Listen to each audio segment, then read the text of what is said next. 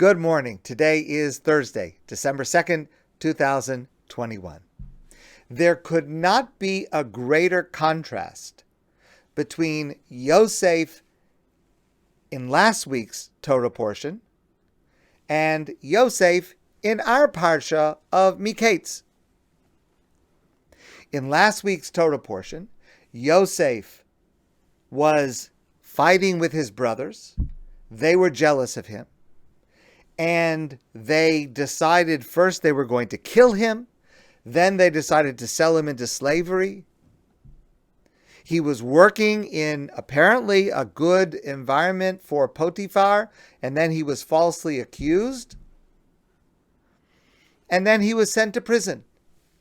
So every passage in the Parsha takes him physically lower, lower, lower, lower. He's in worse and worse trouble at every moment. And then in our Parsha, suddenly, he becomes the second in command of all of Mitzrayim, all of Egypt. He is in charge of shepherding Egypt through this very dangerous period of famine, and he's second in command to Paro. What's the key to this sudden and dramatic transformation within Yosef? And Sivan Rahab Meir pinpoints this moment, this nekudah, this point. She says as follows. What's amazing is that the lower Yosef sinks physically, the higher he soars spiritually. The more humiliated and scorned he is, the more he builds and elevates his character. Until finally, the lowest moment, he's in prison, falsely accused in prison. And there are two other people in prison with him. Two of Paro's servants, the baker and the wine steward. And there is a surprising sentence. You have three people here who are in the worst possible position in their lives. And Yosef, for sure, we know, falsely accused, wrongly placed there, the subject of mistreatment over and over and over again.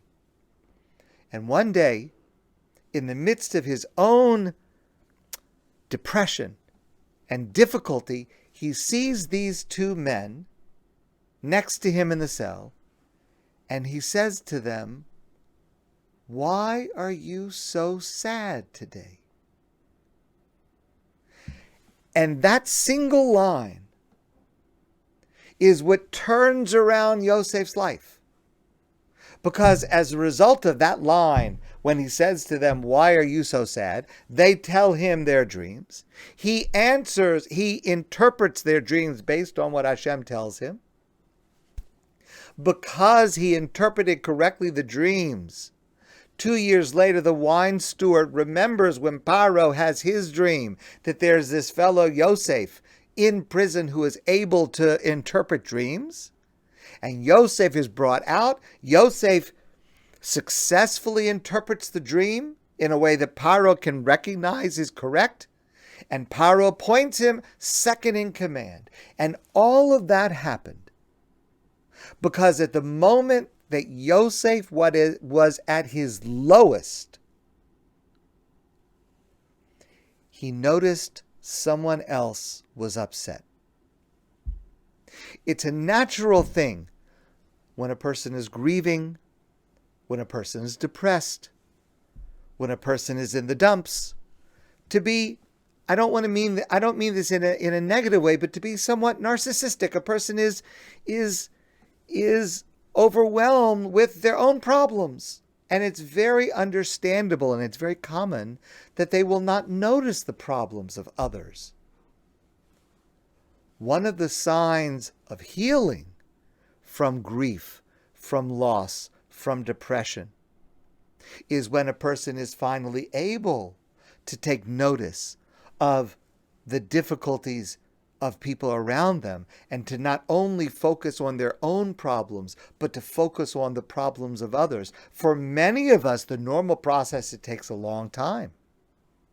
But Yosef, in the midst of the worst moment in his life, notices someone else is upset, someone else is depressed. And he asks them why, and he wants to help them. A small moment in which Yosef did not immerse in self-pity, but tried to notice how others feel and help them out. Sivan Rahav Meir reminds us one can never know what the effect of a phrase such as "good morning" or "how are you" might be. I heard this story. It's a remarkable story. Many years ago, there was a great scholar, rabbinic scholar here in Montreal, Reb Muttel Weinberg, a great scholar.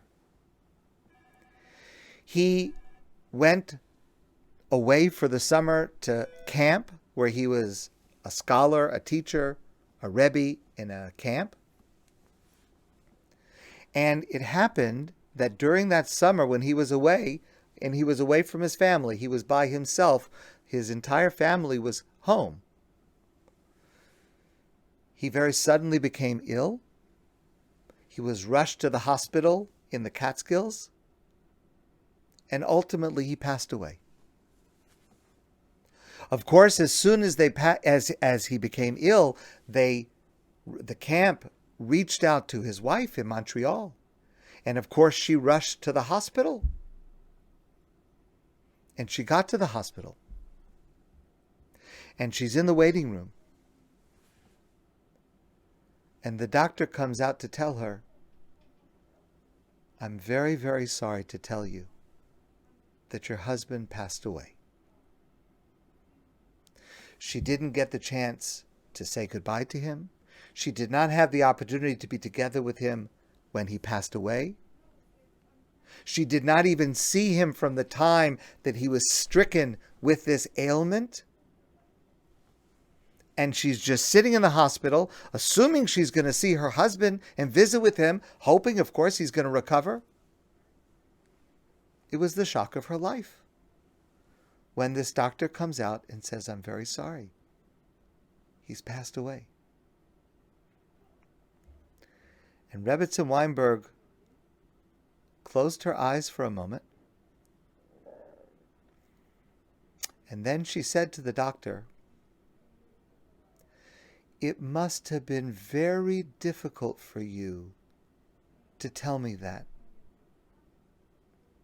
Thank you for your kindness." That's the sign of a tremendously refined and spiritually developed person like Yosef.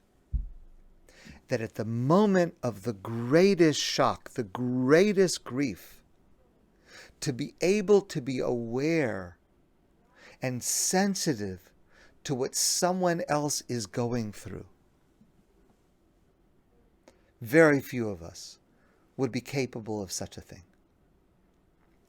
But we should be able to recognize from our Parsha the way in which that moment of spiritual elevation transforms Yosef's life from the worst moment of his life to the highest. It happens in a moment. My friends, I want to wish you a great day, and I look forward to seeing all of you soon in person.